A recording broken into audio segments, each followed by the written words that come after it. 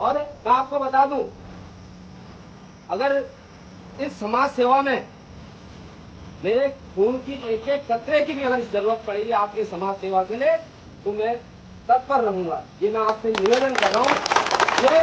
ये मैं आपसे अपना तन मन धन, होता है ना कि आदमी कभी क्या होता है कि नेतागिरी में होता है, उनको यार अपने सबर लुटा देना मुझे मंजूर है। मेरी सेवा का, आप लोगों की सेवा के लिए, आप लोगों की संगत के लिए अगर मेरा तन मन धन, अब मैं एक दल ऐसा बनाऊंगा जो चोरबलिया गुलाबा की बात करेगा।